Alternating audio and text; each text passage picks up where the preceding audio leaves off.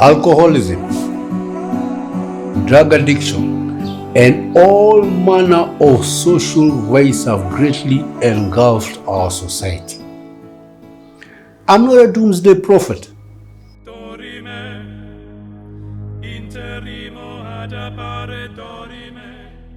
Just take a quick look around you.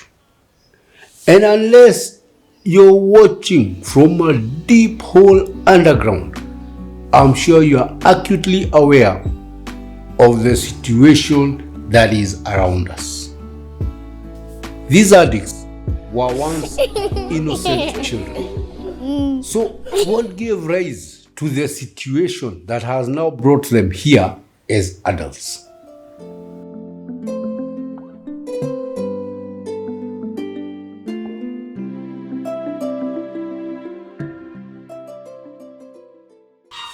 So how does this addiction happen? Let's take a look at the probable path that they took in getting here. Let's examine the journey. Let's examine where wrong choices were made. Let's examine where guys completely went off the tracks and further got deeper into this rabbit hole that has landed them here. And let's finally look at what can we do for those who are already in this situation, and what can we do to prevent the generations that's coming up from heading in the same direction. In order to do this, let's rewind the clock. In our formative years, we spent a great deal of time in three main places: in our homes, in our schools, in our places of worship. Could any of those three places be directly attributable to the sorry state of affairs we find ourselves in as addicts later on in life? Those are some of the things we are going to look at. Let's look at our places of worship. We're largely a God-fearing nation. According to statistics, we are 85% Christians, 10.9% is taken up by Islam, Buddhism, Hinduism, traditional religions, they take up Baha'i, they take up the other percentage. So largely, we are a God-fearing nation. I have never heard of a religion or a deity that advocates addiction for their members. So let's take a look at our schools. According to statistics, primary school enrollment in Kenya is over 90%.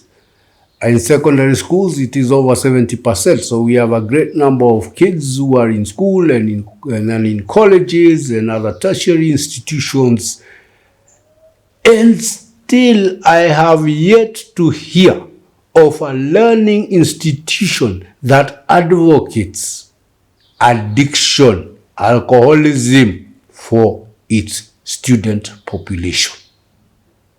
And finally, we come to the home, where I have yet to see a grandparent or a parent or a family member advocate addiction to their family members.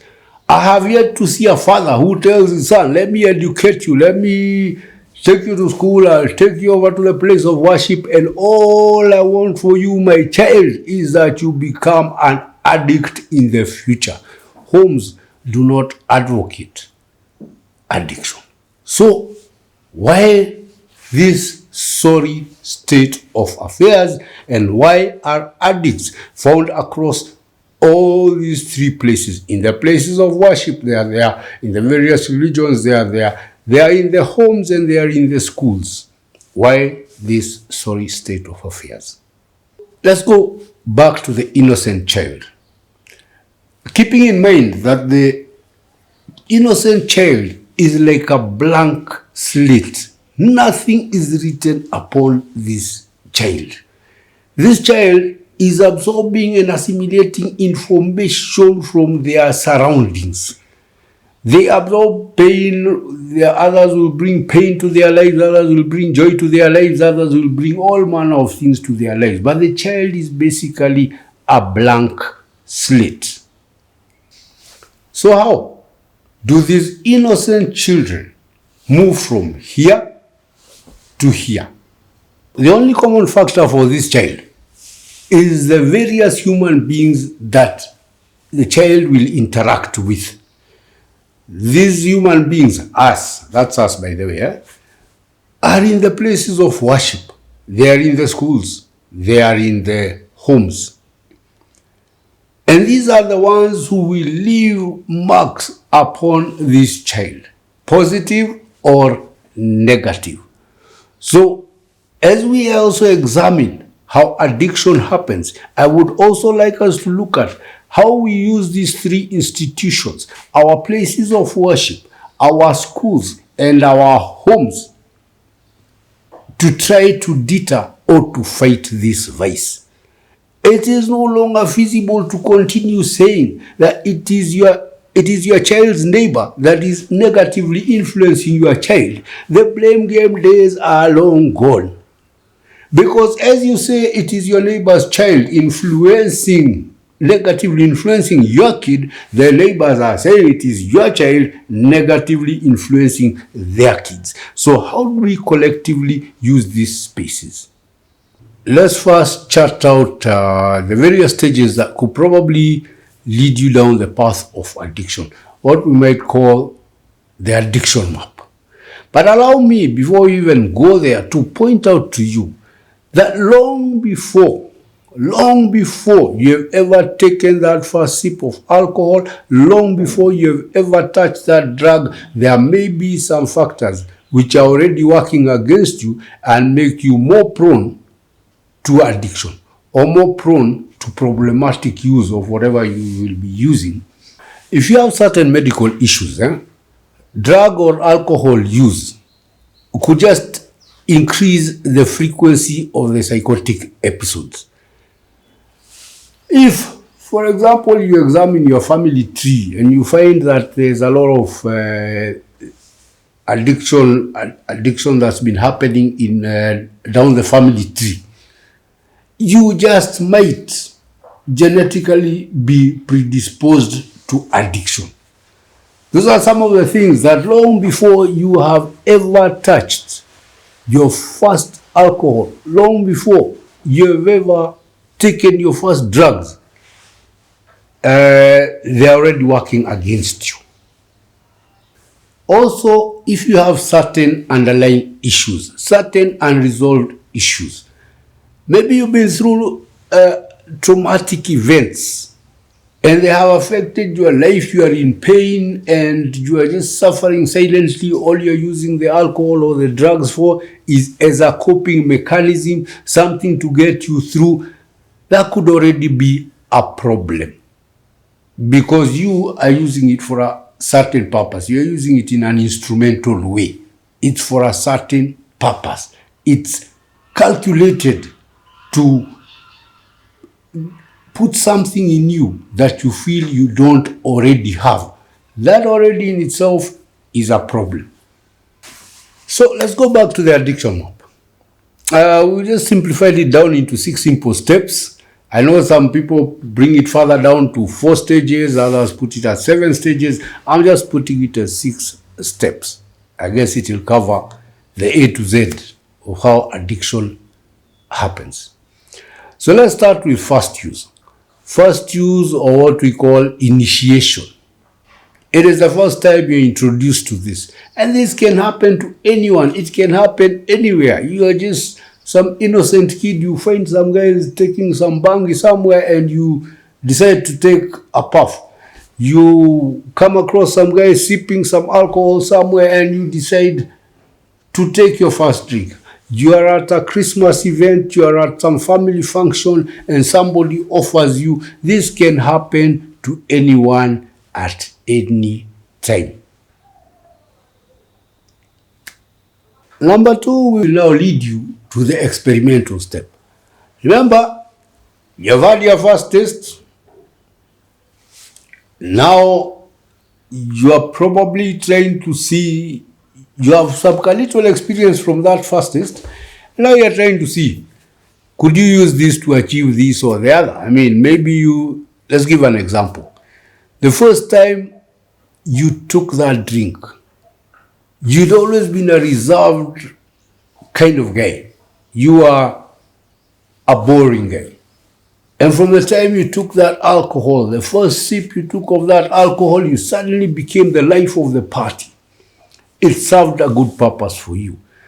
So now next time you feel you want to beat your shyness, next time you feel you want to beat your low self-esteem, next time you feel you just for fun, you go and you order for whatever it was that you had partaken of.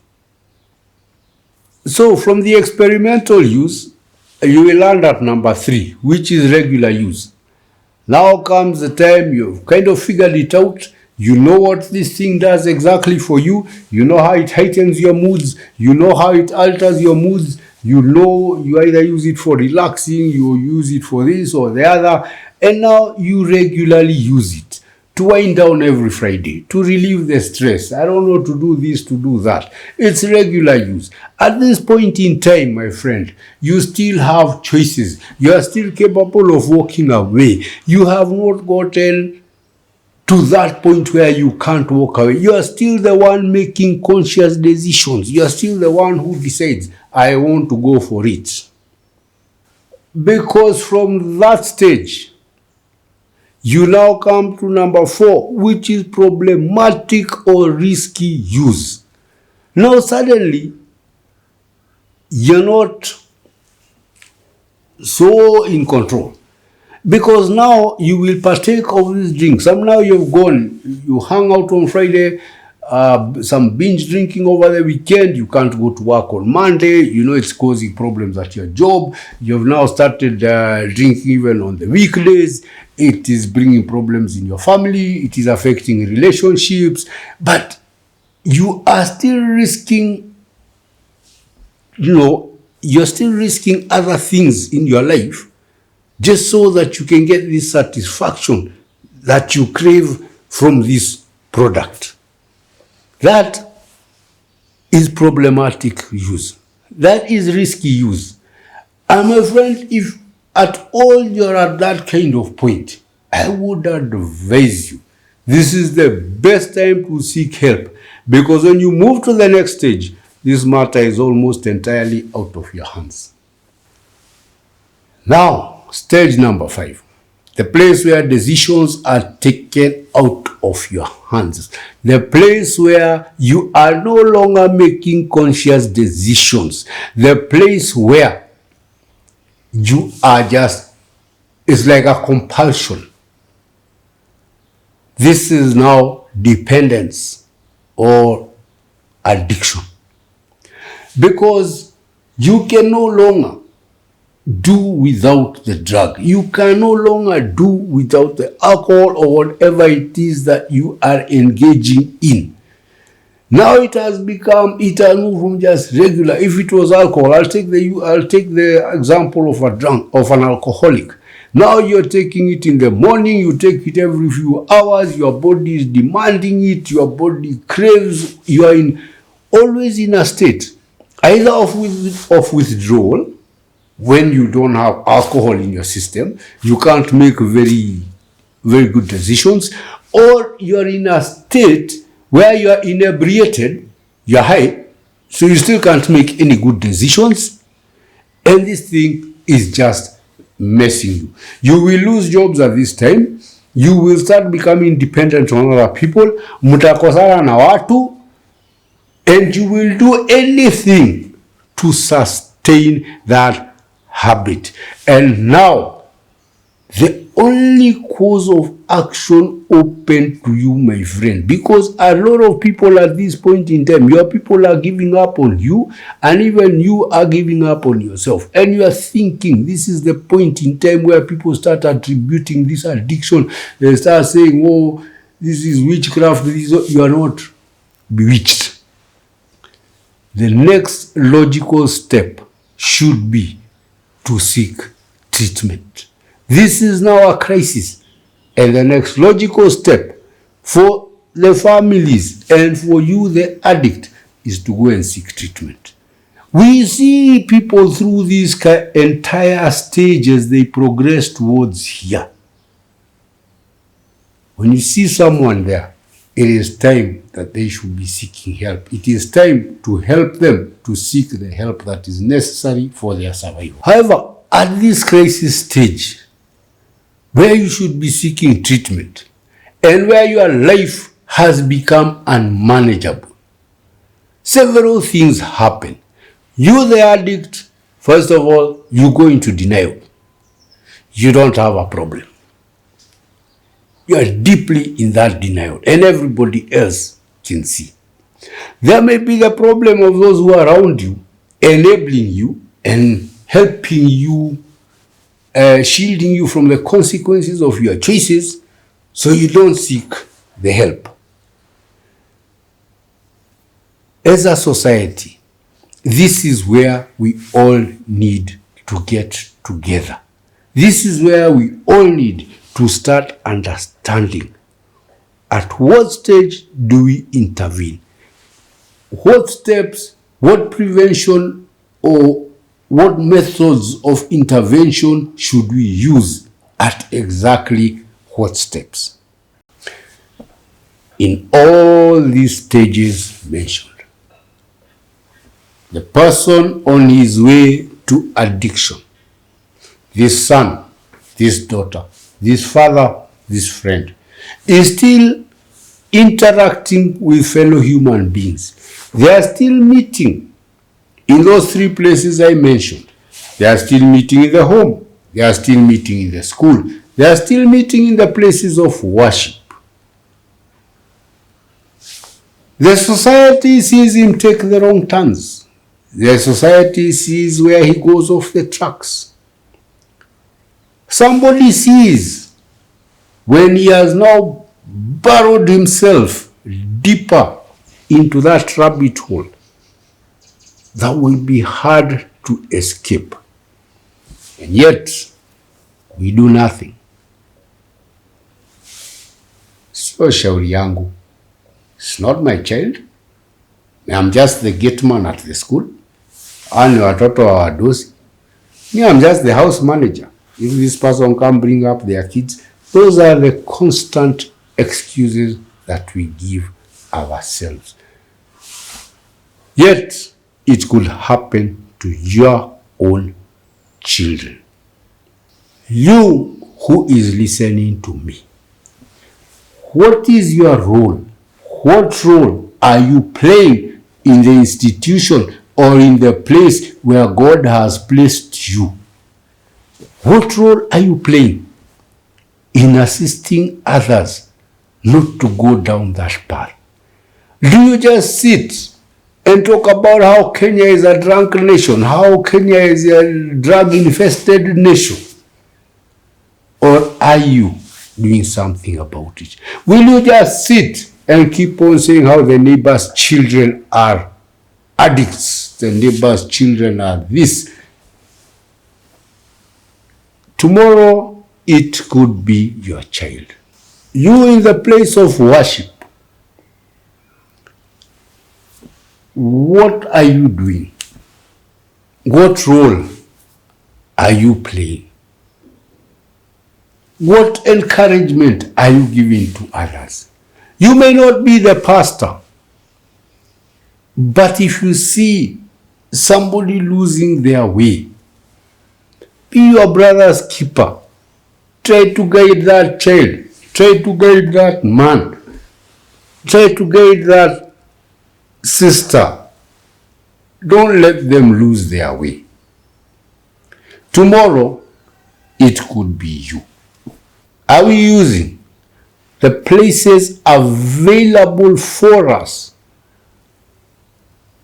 to make a change in our children's behavior patterns, to fight this vice of addiction, to deter others from going down that path? Are we using the institutions available to us in the right way? Are we using our homes to teach our children? Are we using our schools? And are we using our places of worship? Kindly let me know in the comment section below what your thoughts are on this issue.